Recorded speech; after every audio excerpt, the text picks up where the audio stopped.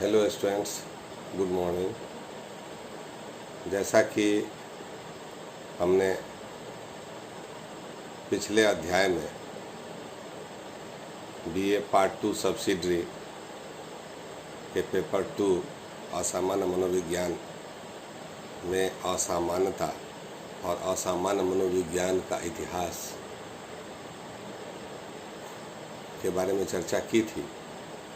उसको हमने विभिन्न भागों में बांटा था कालखंड के अनुसार से। तो आज मैं उस एज की बात करूंगा जिसे मनोविज्ञान में डेमोनोलॉजी इन मिडिल एज के नाम से जाना जाता है।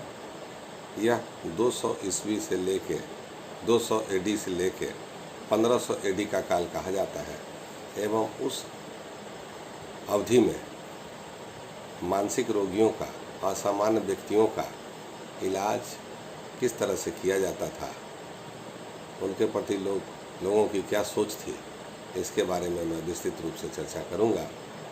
तो सबसे पहले मैं बता देता हूं कि पूर्व के काल जिसकी चर्चा मैंने की, उसके बाद आते आते करीब 1500 ईस्वी के आसपास के समय में पुनः रोम की सभ्यता समाप्त होने लगी थी और मिशनरी का जन्म होने लगा था।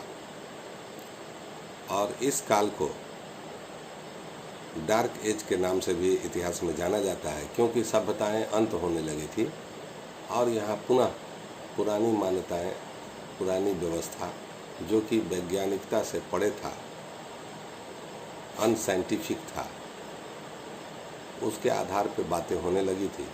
ठीक उसी प्रकार से मानसिक रोग का इलाज भी पशु के समान और बुरी प्रवृत्तियों के होने के कारण माना जाने लगा था। और वही पुरानी मान्यताएं घर करने लगी थी, जिसमें यह माना गया था कि असामान्य व्यक्ति तभी होता है जब उसमें कोई बुरी आत्मा प्रवेश कर जाती है। यह वही समय था जब रोम का सभ्यता का अंत होने लगा था। एक बार फिर शैतानी शक्ति एवं दैविक प्रकोप का बोलबाला होने लगा था। मध्य युग के लेटर हाफ में एक बीमारी, मानसिक बीमारी सारे जगहों में देखी गई, जिसे मास मैडनेस के नाम से जाना जाता है। मतलब कि सामूहिक पागलपन। ऐसा देखा जाता था कि किसी खास एरिया में यदि असामान्य व्यक्ति एक दो होते थे तो उसको देखा देखी कई लोग पागल जैसा व्यवहार करने लगते थे और उन लोगों में उसके लक्षण पूरे समाज में, पूरे टोला में पाए जाने लगे थे। कपड़ा को फाड़ना, एक दूसरे को कपड़ा को फाड़ लेना, मारा पीटी करना, पागलों जैसा व्यवहार करना, खुद अपना ही अहित करना, बेमतलब का हंसना, बेमतलब का रोना। एक अजीब तरह का व्यवहार उस समय डेवलप होने लगा था, जिसे मास मैडनेस के नाम से इतिहास में जाना जाता है। उसी तरह हिस्टीरिया का भी बोलबाला होने लगा था और इसकी संख्या बहुत ज़्यादा पाए जाने लगी थी और सभी लोग घर से बाहर निकल के कपड़ा फाड़ना, रोना, चिल्लाना, उछलना, कूदना, अजीब तरह तरह का व्यवहार उस समय असामान्य व्यवहार करने लगे थे।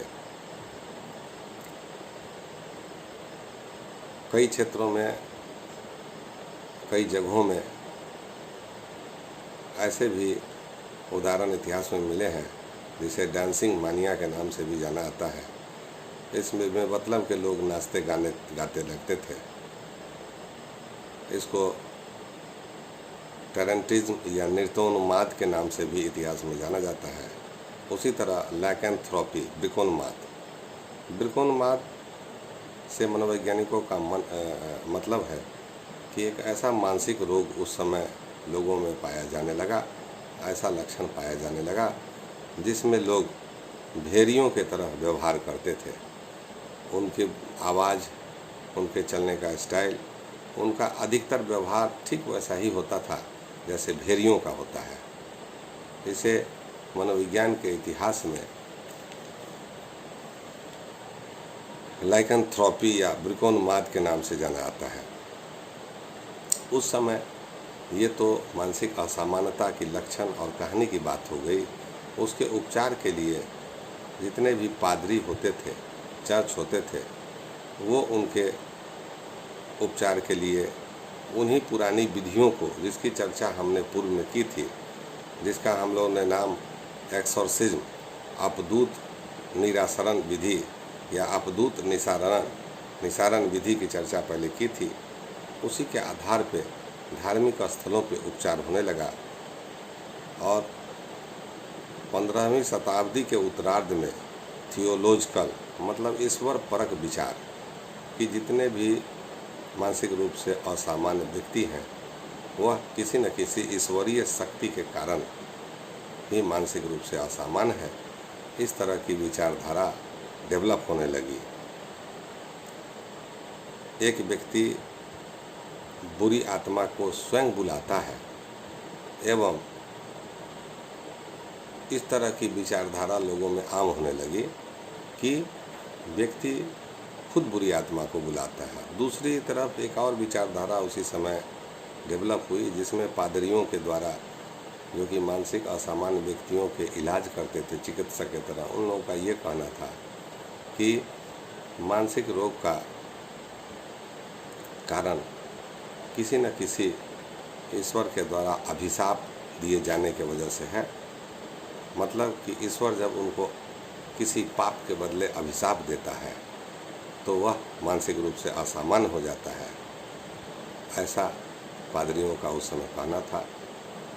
तीसरी एक प्रथा बहुत ही ज़्यादा घर कर गई, जिसे विचेज या डायन प्रथा की शुरुआत कहते हैं। डायन प्रथा की शुरुआत इतिहास में इसी काल में मानी जाती है और यह भी एक तरह का असामान्य व्यवहार होता था। इसीलिए पादरियों ने इसके लिए एक नया एक्ट बनाया था और उसके आधार पे वैसे डायन लोगों को या विच लोगों को असामान्यता की श्रेणी में लाके उनका इलाज करते थे। इसका नाम ही रखा था इस एक्ट का या इस मैनुअल का, जिसका नाम था द विचेज हैमर। मतलब द विचेज हैमर नाम से जैसा कि स्पष्ट है कि उनका इलाज, मतलब कि डायन का इलाज हैमर, हथौड़े के द्वारा किया जाता था। यह एक प्रकार का न्यायिक दंड था, एक मैनुअल था जिसके आधार पे उनके इलाज की बात होती थी और डायन को भी असामान्यता की श्रेणी में लाया गया। अब जो चौथा स्टेज आया उसको हम लोग ह्यूमनिस्टिक अप्रोच के नाम से जानते हैं मनोविज्ञान में। इस अवस्था में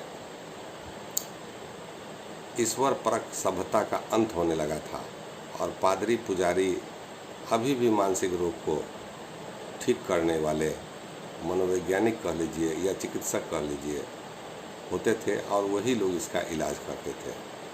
परंतु इस अवस्था में आते आते मानवीय दृष्टिकोण का पुनः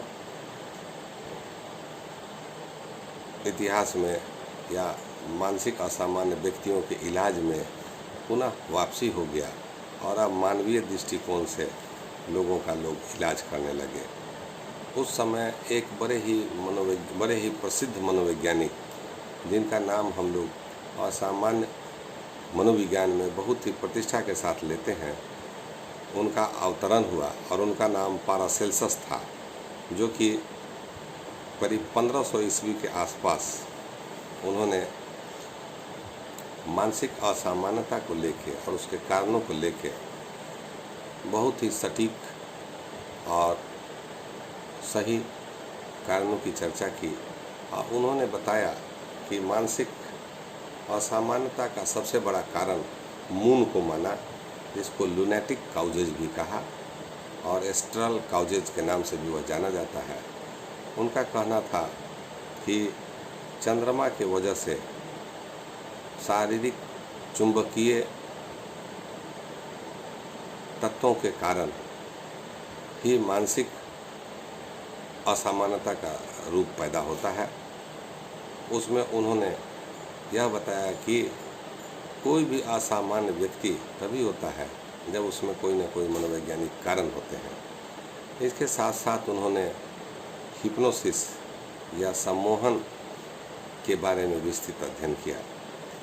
दूसरा एक मनोवैज्ञानिक इनके बाद जो आए, उनका भी नाम बड़ा ही प्रसिद्ध हुआ और उन्होंने भी बहुत सा अध्ययन किया, जिनका नाम जॉन वेयर था। उनका अध्ययन, वो जर्मन के चिकित्सक थे और डिसेप्शन ऑफ डेमन नाम का एक पुस्तक उन्होंने 1963 ईस्वी में लिखा, जिसमें उनकी विचारधाराओं को प्रस्तुत किया गया। मानसिक रोगी शारीरिक एवं मानसिक कारणों से होते हैं, यह उनका मूल तत्व था।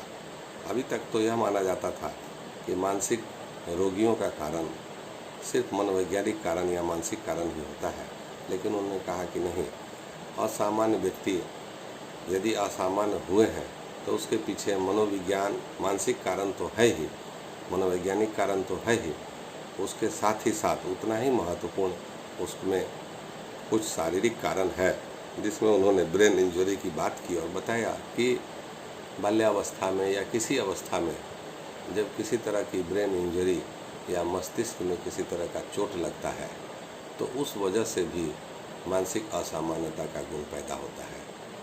पारासेल्सस एवं जॉन वीवर नामक मनोवैज्ञानिक ने सबसे ज़्यादा महत्व ह्यूमनिस्टिक अप्रोच पर भी दिया और प्राकृतिक कारणों पर भी दिया, और उन्होंने बताया कि यदि उन्हें प्राकृतिक रूप से हम अच्छे माहौल में रखेंगे तो वह ठीक हो सकता है। इसके बाद सेंट विनकेट द पॉल नामक जर्मन मनोवैज्ञानिक का उद्भव हुआ। उन्होंने भी डेमोनोलॉजी अर्थात बुरी आत्माओं के द्वारा असामान्यता का गुण का विरोध किया। इसके बाद हेनरी आठ ने 1547 में लंदन में इन्होंने और मेरी ऑफ बेथलेहम को मानसिक अस्पताल बनाया। 1566 ईस्वी में अमेरिका में द सन होपोलिटो, la maison de Charenton, France में और रूस में कई आरोग्यशालाओं का निर्माण तब तक होने लगा था। परंतु वास्तविकता तो यह है कि मानवीय इलाज न होकर अभी भी कुछ जगहों पर अमानवीय इलाज होता था। लेकिन फिर भी इन मनोवैज्ञानिकों की, जिनकी चर्चा हमने की, उन लोगों ने, ये फिलोसफर और मनोवैज्ञानिक दोनों कहे जाते थे, इन लोगों के विचार के कारण मानसिक असामान्यताओं के कारण एवं उसके इलाज को लेकर बहुत ही बड़ा आंदोलन छिड़ा और बहुत ही सुधार की बातें होने लगी। अब हम नेक्स्ट क्लास में मानसिक असामान्य मनोविज्ञान में जिन मानसिक रोगियों के बारे में हम अध्ययन करते हैं, उनके मनोरोगियों के जनक, फादर ऑफ मॉडर्न साइकेट्री, जिन्हें हम लोग फिलिप पिनेल के नाम से जानते हैं, उनके कंट्रीब्यूशन की चर्चा करेंगे और उसके बाद के मनोविज्ञान के बारे में हम लोग चर्चा करेंगे और देखेंगे कि मानसिक असामान्यता को लेके इन लोगों ने जो काम किया वह इतिहास बन गया और बड़े ही आदर के साथ मनोविज्ञान के मानने वाले लोग फिलिप पिनेल महोदय को प्रतिष्ठा देते हैं। Okay, thank you.